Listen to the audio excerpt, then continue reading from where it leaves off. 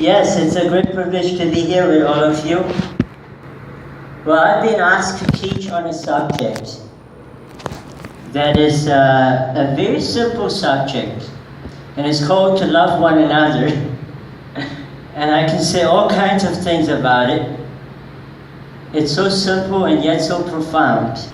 So love one another, what does it really mean? We all have heard the word love. It's probably the most used word in the human language, apart from the word Jesus. And love with faith is the subject of this message. So if love with faith, what is love with faith? It's the only kind God will receive. But we'll learn more about it. So there are common misunderstandings. We all believe that God saves us. We're all good children. But once God saves us, what happens next? Well, then God stops being God.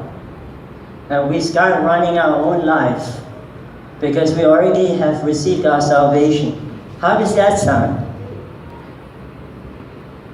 And we have to work out on our own how to love. That's what I have come across throughout my journey and across 13 countries. There are many misunderstandings. And I would like to start with some examples. So an example of loving deeds. Mary and Martha. You've probably heard those two wonderful characters in the Bible. If we turn to Luke chapter 10, towards the end of the chapter, we're going to discover a scene here. So, as the disciples were traveling along, Jesus entered a village, and a woman named Martha welcomed him into her house. She had a sister called Mary who was seated at the Lord's feet, listening to his word. But Martha was distracted with all her preparations, and she came up to him and said, "Lord, do you not care that my sister has left me to do all the serving alone?" By the way, that is emphasized in the original text, not made up. That's what is in the original Bible as the Holy Spirit inspired. She's left me to do all the serving alone. Then tell her to help me. But the Lord answered and said to her, "Martha, Martha, you're worried and bothered about so many things, but only one thing is necessary. For Mary has chosen the good part, which shall not be taken away from her."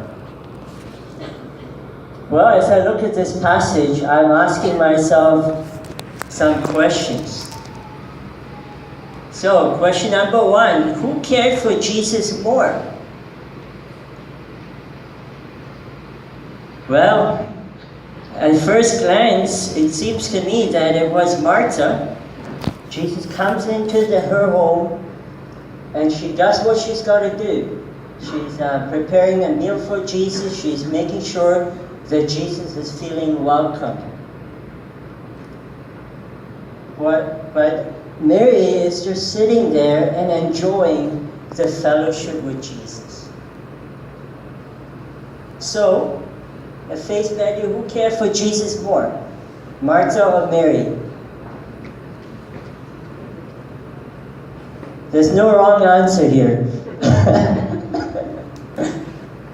Well, I guess some of you will say Martha, because she's the one that took the time to actually prepare things for Jesus.